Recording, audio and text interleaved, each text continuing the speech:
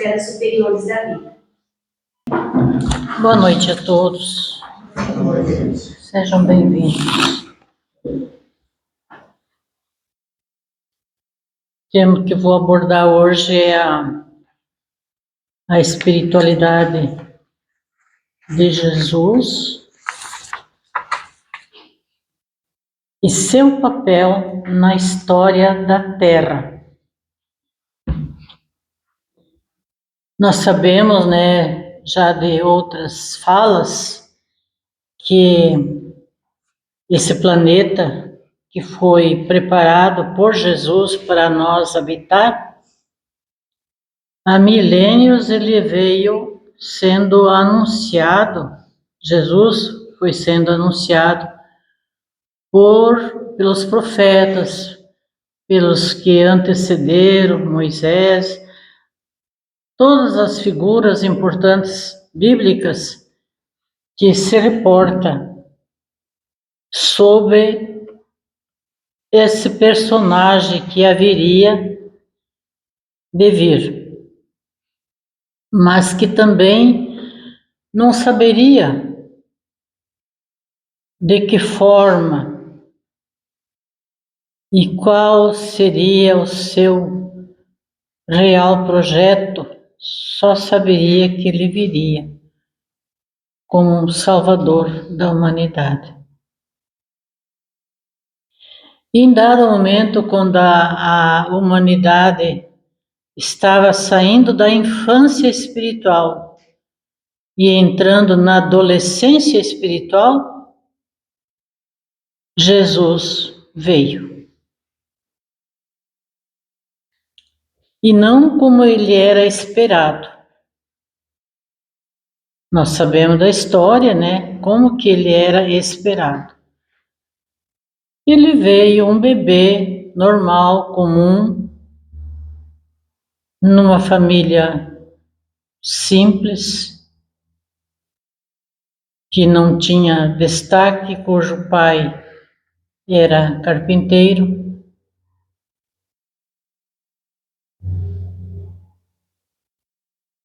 Essas entidades, Zacarias, Isabel, Maria e José, eram personagens espirituais que Jesus tinha preparado para fazer parte da sua família. No plano espiritual, eles eram espíritos de uma hierarquia elevada, mas se fizeram pessoas comuns entre os comuns, sem destaques. Maria se tornou órfã ainda muito pequena, foi para o orfanato. Sua mãe e Ana, não Isabel, Ana, falei Isabel, era prima, a mãe que era Ana, e Zacarias, um casal escolhido por Jesus, que seria os pais da sua futura mãe.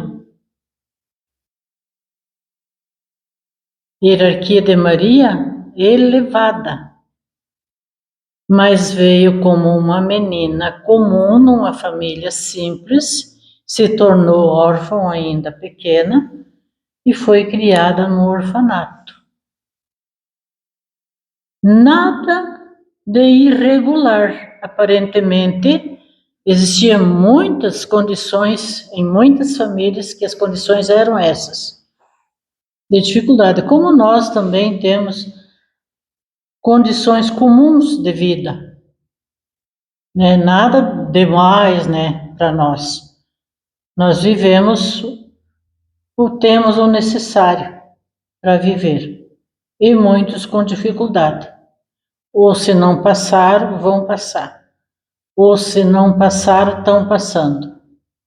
Ou se já superaram, passaram dificuldades para chegar até onde chegou. Então, Jesus precisava desse panorama, porque seu trabalho era puramente espiritual. A sua mensagem era espiritual, mas ele precisava de um corpo de carne para se fazer comum entre os humanos. E do nada, então, sem ninguém saber, ninguém ser notificado, ele apareceu, sendo anunciado pelos anjos, que nós sabemos da história, né?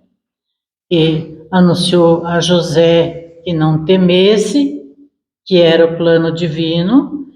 Para Maria também foi anunciado.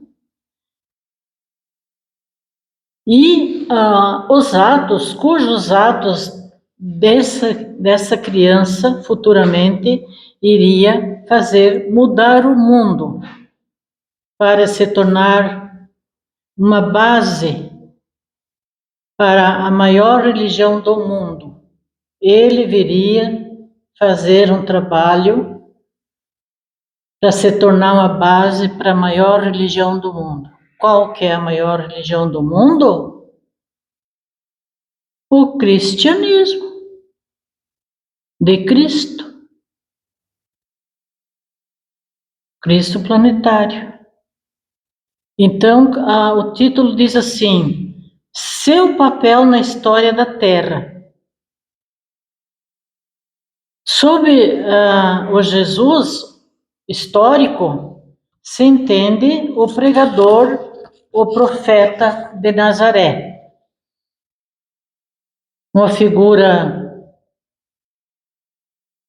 É a figura de um profeta judeu, nascido no século I, estudado com base em evidências históricas, contextuais e arqueológicas. A parte histórica seria essa. Embora muitas narrativas sejam escritas décadas após a sua morte, e com grande parte dos relatos sendo de cunho religioso.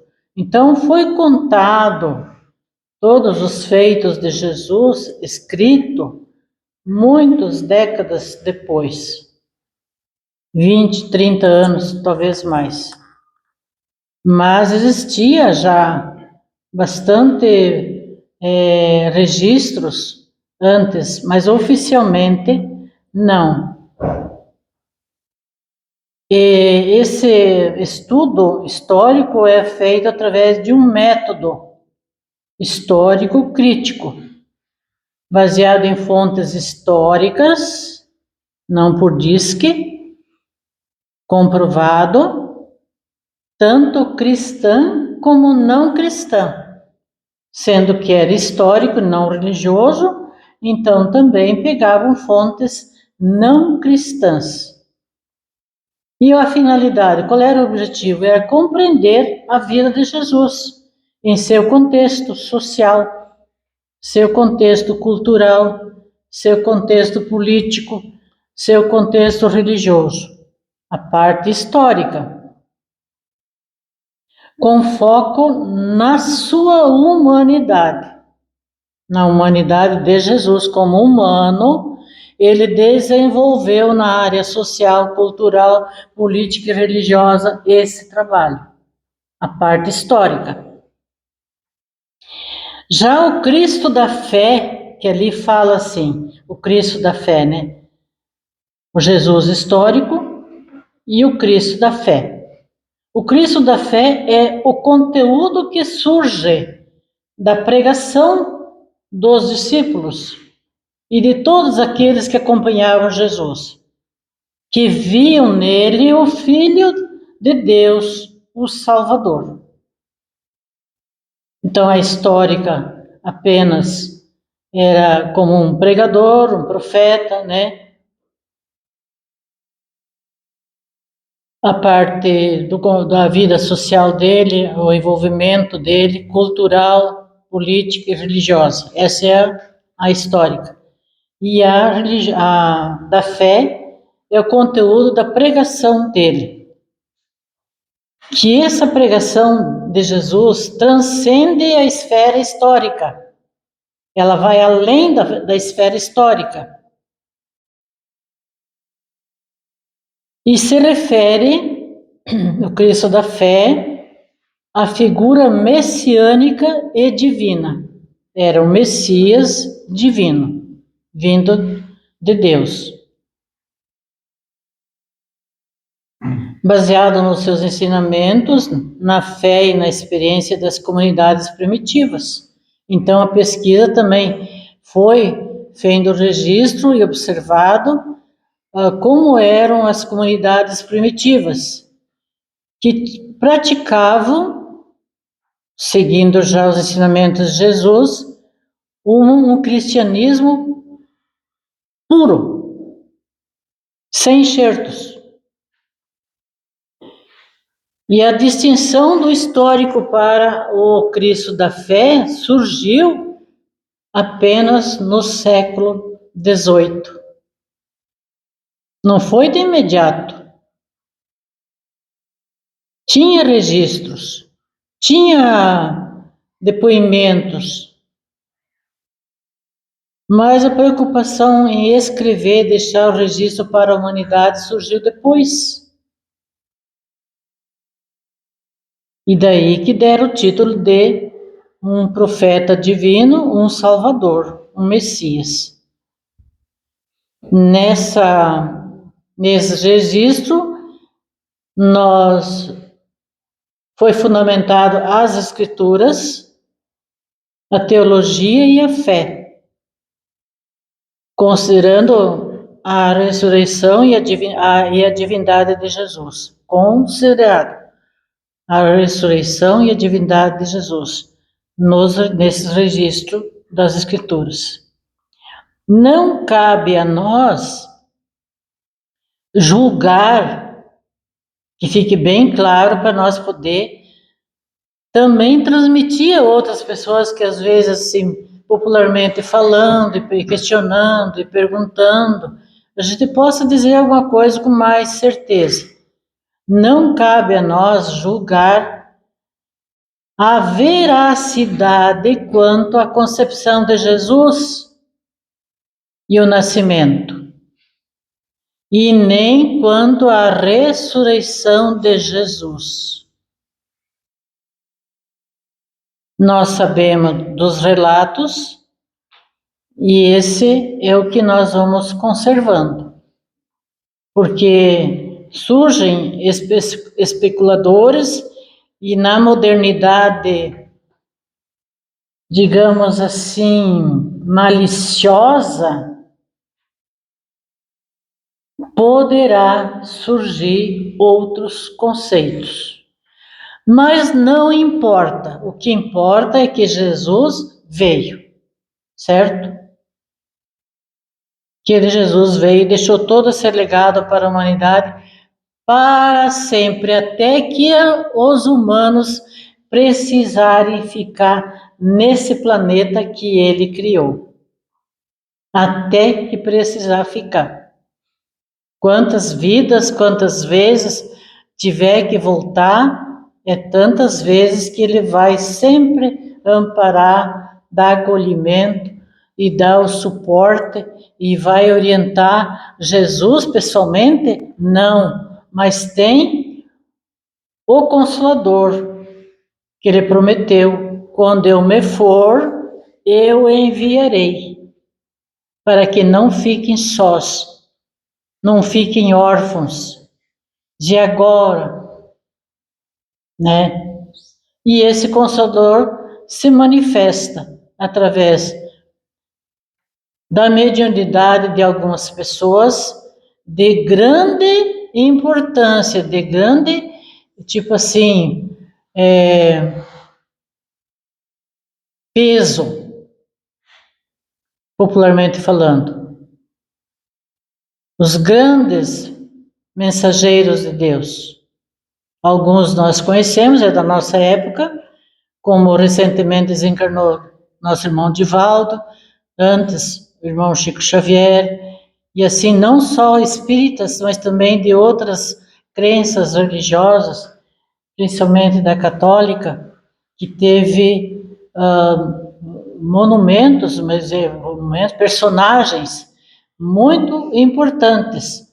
Os grandes santos da Igreja Católica são os grandes personagens, os grandes médiuns da humanidade, que nós chamamos de mentores, hoje pertencendo à segunda ordem, né, da hierarquia espiritual. Então, o objetivo desse estudo aqui é entender o significado da fé em Jesus para a vida dos cristãos, para a salvação, com o Cristo, como o Cristo é interpretado pelos cristãos ao longo dos tempos. Como que nós interpretamos Jesus ao longo dos tempos? Cada vez mais nós estamos compreendendo melhor Jesus, independente das crenças. Se são cristãos, todos estão compreendendo melhor Jesus. Todas as crenças cristãs. E a relação entre os dois, entre o Jesus histórico e o Cristo da fé,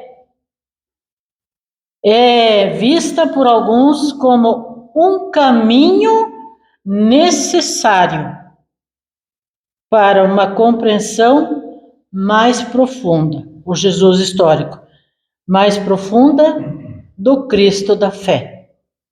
Essa pesquisa sobre o Jesus histórico abriu um caminho para que nós compreendêssemos melhor o Cristo da fé. Em análise, Jesus foi, a última análise, a questão de quem Jesus é e foi para cada um, seja em sua humanidade ou sua humanidade como o Jesus histórico. Em sua humanidade é o Jesus histórico. Ou como figura de fé, que é o Cristo da fé. E ela vai além de uma simples constatação histórica. Ela vai além. Porque daí, como entra, esse é o caminho para chegar ao Cristo da fé, então nós vamos completar o nosso entendimento, o nosso conhecimento, que se refere naquele tempo, como dizer, né? Naquele tempo viveu Jesus, o texto diz, um homem santo, se ele pode ser chamado homem, pois realizou trabalhos poderosos, ensinou os homens e recebeu com prazer a verdade. Foi ele, então, o Messias. Jesus, com certeza, é o personagem mais fascinante da história da humanidade. Porque antes ele estava sendo anunciado, os precursores. E depois, quando ele veio e se posicionou pela primeira vez aos 12 anos no templo, ali ele começou já contar, fazer a sua história, a sua caminhada histórica como Jesus histórico e como Cristo da fé. Jesus iniciou a sua extraordinária missão de conduzir criaturas naquele tempo, né, no processo de transformação. Aí ele começou, nós sabemos todos os seus ensinamentos, sempre incentivando nossa melhoria, tornar-nos melhores, hoje melhor que ontem, e amanhã não cometer o erro que cometemos hoje. Então, vamos se tornar melhores amanhã. Paulatinamente, sutilmente, a gente vai mortificando, realizando, não só num ângulo, em todos os ângulos, porque senão não faz sentido todo o trabalho que ele fez. Ele provocou uma verdadeira revolução do pensamento, por ele trazida, permitiu que a humanidade passasse das antigas crenças sedimentadas em um Deus duro, cruel, vingativo, para a percepção e acolhimento. Até então, a humanidade que não conhecia, não transcendia o além, ele entendia que se dava um temporal e destruía tudo, vamos para a prática. E acabava com a cidade, acabava com as criações, acabava com as plantações, inundava tudo, era castigo de Deus. Aquela comunidade estava pecando, era uma pecadora. Esse entendimento. Se morria um filho que o pai e a mãe lutavam tanto para salvar, era castigo de Deus. O pai e a mãe pecador.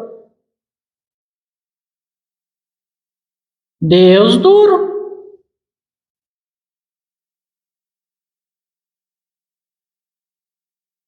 Vingativo. Cruel. Se alguém se suicidava, vai para o inferno. Tem mais nada o que fazer. Está no inferno. Até há pouco tempo, na minha existência, eu ouvi uma pessoa vir pedir para um padre celebrar uma missa em favor do irmão que tinha se suicidado, e o padre assim, suicida não, não tem salvação. Está no inferno? Sim. Ainda tem resquícios do Deus cruel, do Deus duro, implacável. E não é assim. Nossos erros, nós podemos sempre redimi-los. Em qualquer época, em qualquer fase, basta eu querer, basta eu me arrepender. Acho que o suicida, quando chega no mundo espiritual, após ele passar todo aquele período de perturbação, ele não está arrependido? Porque ele pensou que não existia nada depois da morte? E daí ele percebe que não, que ele está mais vivo que antes, e se arrepende.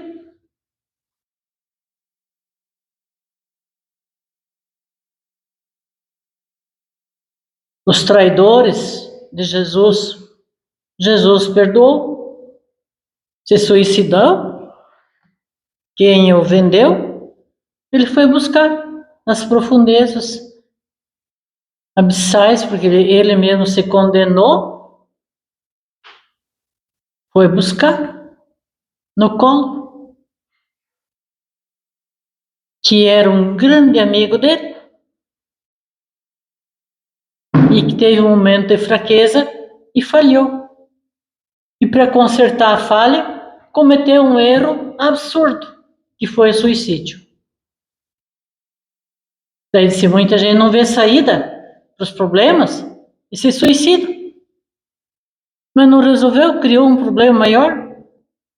Mas sempre tem Deus, as atribuições de Deus, bondoso, amoroso, e assim segue, né? A série de atribuições a Deus. Jesus veio mostrar e ensinar que essa compreensão deve ser mudada. A revolução do pensamento deve ser mudada. deve ser dessas antigas crenças, do castigo. É castigo de Deus, ainda nós temos essa linguagem hoje. É castigo de Deus. Se Ele castiga, Ele não é Deus. É eu que busco as consequências dos meus erros. São consequências que eu busquei. Então, Ele veio mostrar um Deus de acolhimento, de amor, de bondade, complacente, que ama todos, que releva as fraquezas, mas até ali, como Jesus disse, vá e não peques mais, quer dizer, mude o comportamento. Podemos errar, mas nós reconhecemos e vamos mudar o comportamento. Jesus é um mestre cósmico.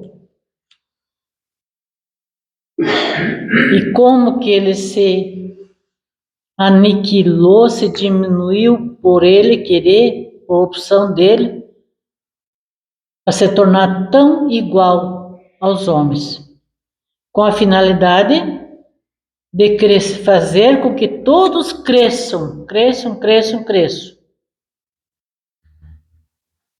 Ele vivia com todos, se filtrava em todos os ambientes, passou muitos sacrifícios, muitas privações, igual os outros passavam, privações, para ser como o humano. Ele quis ser. Mas aí então, para poder ajudar o planeta e ajudar a humanidade. E ele continua. Ajudou, ajuda e ajudará. Conforme nós vamos avançando de uma vida para outra, veja bem, se não Deus fosse cruel, Ele ia dizer assim, não, tu só tem 5 vidas. Se tu não se corrigir, tu tá lascado. Não. Quantas tu necessitar? O atraso só vai prejudicar você mesmo. Se eu não me esforçar, quem vai sofrer o prejuízo sou eu. Se eu não aproveitar as oportunidades, quem vai sair perdendo sou eu. O convite é feito para nós aqui. Eu estou com vontade de, mas só fica na vontade, né? Mas não é a crença. A doutrina espírita não diz que vai se salvar só quem for espírita. Não, quem for bom. Nem diz quem for cristão. Nem diz. É a doutrina espírita mesmo, através do Consolador, fala. Através de Jesus. Se salva o homem bom. Não importa se é cristão. Quantas pessoas, olha a passagem do samaritano. Nem era cristão. Mas ele era um homem bom.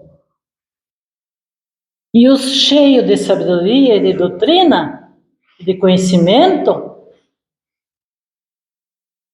não botaram em prática aquilo que aprenderam e que falavam para os outros fazer. Não se curvou, não parou porque tinha pressa. E nós muitas vezes também temos essas pressas aí e deixamos passar algumas coisas. Só um instantinho, eu tenho, né? Daí não tem tempo, às vezes, para ouvir uma pessoa que quer falar. Então, Jesus, mestre soberano, veio trazer a verdade.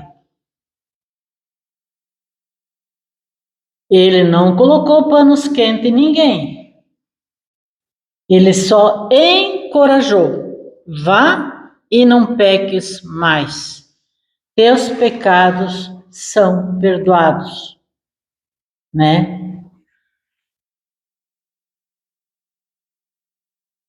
Só a verdade.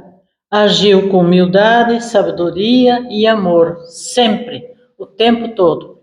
Virtude essas que nós muitas vezes falhamos. O que nós temos que pedir na nossa prece também?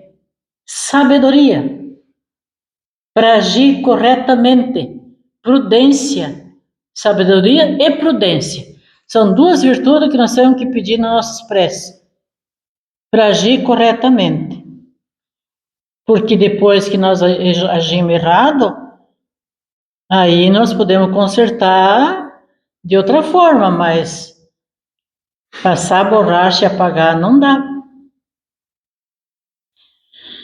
Lembrando que Jesus veio trazer suas sábias doutrinas de paz. Existe paz em todo o planeta? Quem busca e quem vive a paz? Tolerância e fé. Transformou seus ensinamentos em uma doutrina com o maior número de seguidores do planeta. Os cristãos no planeta são em maior número. Jesus não foi sacrificado. Como diz até o texto assim, que foi como um cordeiro para o matadouro. Não é correta essa expressão. Que ele foi levado como um cordeiro para o matadouro. Quando ele foi no caminho do Gólgota. Ele se ofereceu, se doou em sacrifício pelas nossas transgressões. Um exemplo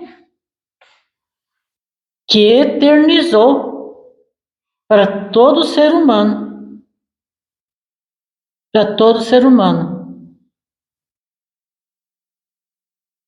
Ele se doou. E todos os ensinamentos de Jesus foi pautado na lei de Deus e nos profetas. Então, as leis transcendentes espirituais e as leis dos profetas aqui, os humanos. E o principal ensinamento dele foram dois. Só dois, que está nos 10 mandamentos. Se nós praticar aqueles dois, estamos feitos. Amarás o Senhor teu Deus de todo o teu coração, de toda a tua alma, de todo o teu entendimento e de todas as tuas forças, porque a gente está com tanta voia, né? Ah, mas eu agora estou tão cansado, não sei o quê, e não quero fazer nada para o meu espiritual. Esse é o primeiro que ele falou. E o segundo, amar o teu próximo como a ti mesmo. Que nós também amamos alguns. Mas assim como nós amamos, nós já praguejamos também, né? É assim. Até ali só. Nós estabelecemos um limite, até ali.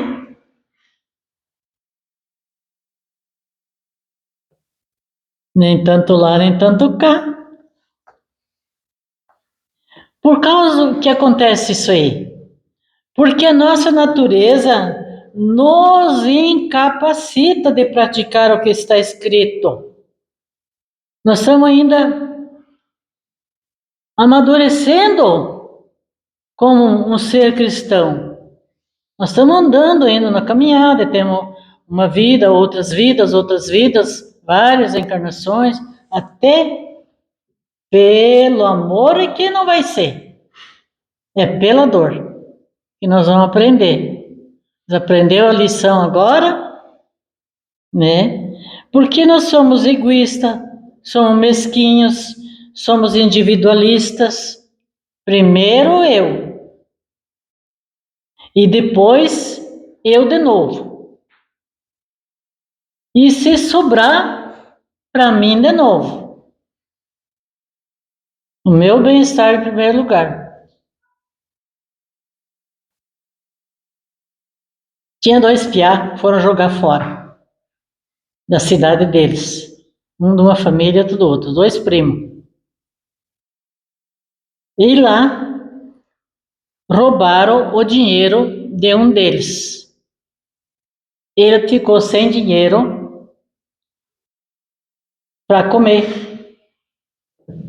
Nem uma água não podia comprar.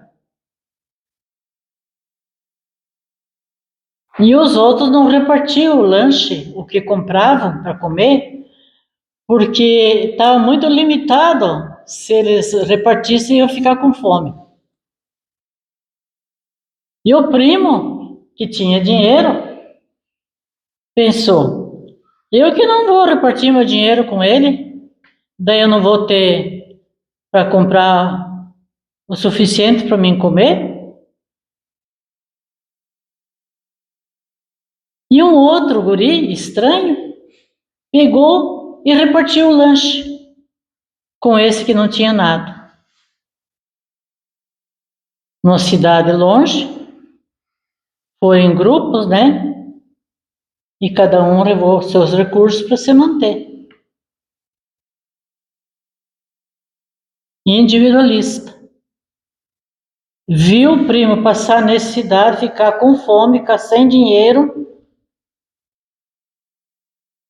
e não teve coração de distribuir. Se eu tenho 10, então se eu não quero dar 5, eu dou 3. Mas eu não deixo ele na mão. Então, nós queremos ser, somos ainda essas pessoas. Queremos ser servidos e não servir. Queremos receber e não doar. Um dia lendo o Evangelho com eles, quando eles vêm, a gente senta tudo na salinha ali, depois da janta, né? Vamos fazer o Evangelho agora e depois cada um faz o que quer, né? Brinca, vai assistir televisão, vai ver o celular, vai fazer joguinho, joga aqueles joguinhos de montagem lá do quebra-cabeça lá. Daí eles fazem o que querem. Depois quem quer ir dormir, a hora que quer ir, vai, tá livre. Aí eles leu aquela passagem lá. Servir e não ser servido. No texto lá dizia: visitar e não receber visitas. E ele pequeno disse, ele estava lendo, daí ele disse assim: eu gostei dessa parte que falou que é para não receber visita. Visitar as pessoas, né? Cortejar as pessoas, dar atenção para as pessoas e não querer ser, né, cortejado. E eu gostei dessa parte, não receber visita e visitar, não receber visita. Quer dizer que lá no fundo é egoísta, não quero receber ninguém, né? Não quero servir ninguém. Então ele tá muito às vezes bem naturalmente colocado já no nosso íntimo essas reações. Então todos nós podemos mudar o nosso quadro, nossa situação, pequenas mudanças. Não adianta nós prometer grandes mudanças, porque nós não vamos cumprir. Uma pequena mudança. para poder agradar a Deus e a Jesus. E ele falou que nós não ficaríamos órfãos. Ele enviaria o Consolador. O Consolador é toda essa doutrina que está vindo orientando. Vamos supor assim, o padre fez uma leitura lá do texto, o pastor fez uma leitura lá do texto, o expositor fez uma leitura lá do texto e ele explicou no entendimento dele e na explicação dele ele fez o seu público compreender algumas coisas. É isso aí, é o Consolador através da doutrina do Cristo, porque é a doutrina do Cristo, é cristão. Jesus, em seu sacrifício, nos deixou infinitamente mais que ensinamentos. Ele não nos deixou órfãos. Lembram daquela passagem do cenáculo? Que Jesus reunido no cenáculo, depois que ele tinha ressuscitado, ele começou a aparecer no cenáculo lá, estavam os apóstolos todos reunidos, com as portas fechadas, a janela fechada, porque estavam tudo cheio de medo, né? Do que tinha acontecido recentemente, e ele aparece lá. Aparição tangível. Tangível que tu pode lá palpar, pegar, sentir. A respiração, o calor, o tato, tudo. Tangível. Atravessou a parede e estava lá dentro. E ali ele derramou, diz no texto bíblico, línguas de fogo na cabeça dos seus discípulos, de todos. Isso significa o quê? Os dons sobrenaturais, a luz divina. E a partir dali, ele deixou a capacidade para alguns já poder ser os profetas. Ser os profetas. E ele leva esse entendimento para eles, esses ensinamentos, o que eu posso, vós podeis fazer de agora em diante. Mas só que eles não tinham fé suficiente.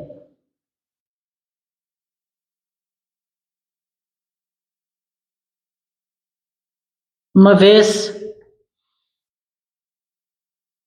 entre tantos os dilemas, à noite lá em casa eu me apavorava com a noite.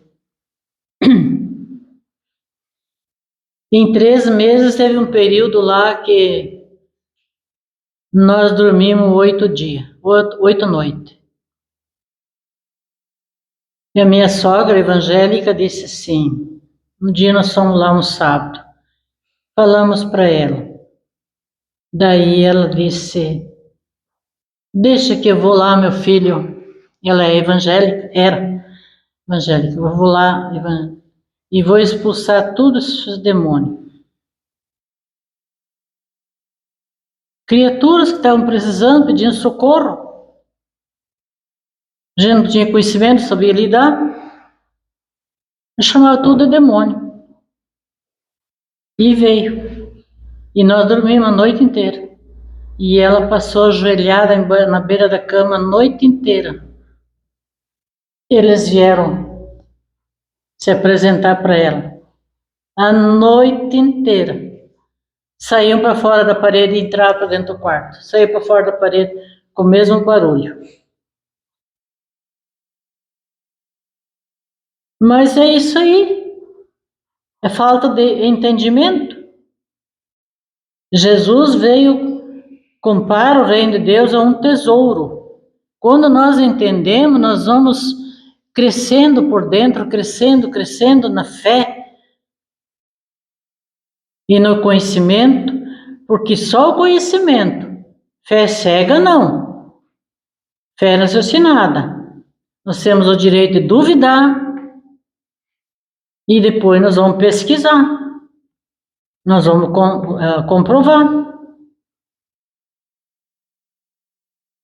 Jesus veio trazer, através desses dons, dessa luz divina, uma proposta que muda a nossa natureza, removendo de nós o orgulho, porque ele, nos textos, nas falas dele, ele fala da humildade, né?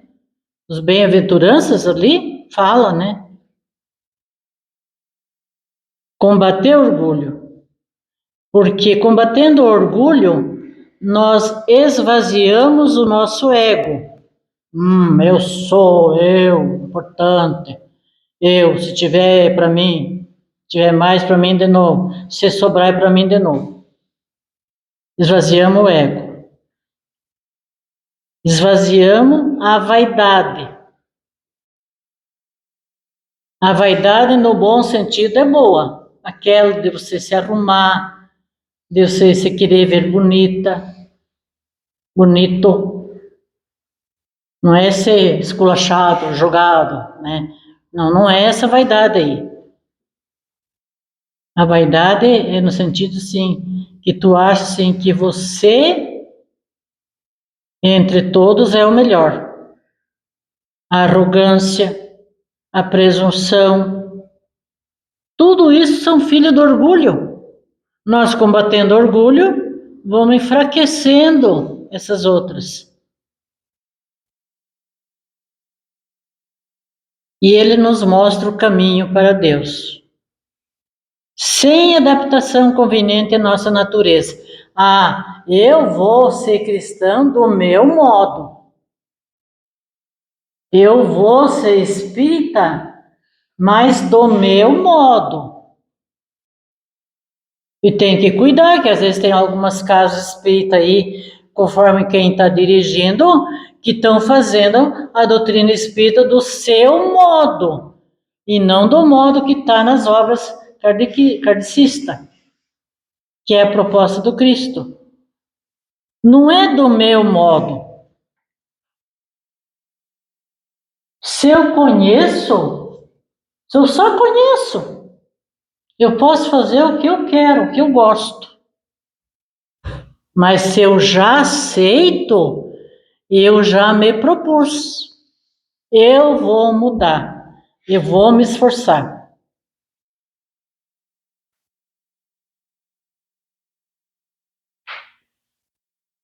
Então nós temos que nos capacitar. Capacitar a ser melhores, como cristão, como ser humano. Para nós poder, nos capacitando, mudar o sentido da nossa existência, onde antes nós encontrava a depressão, o medo, a angústia, as dúvidas e a insegurança, assim por diante, o remorso, complexo de culpa.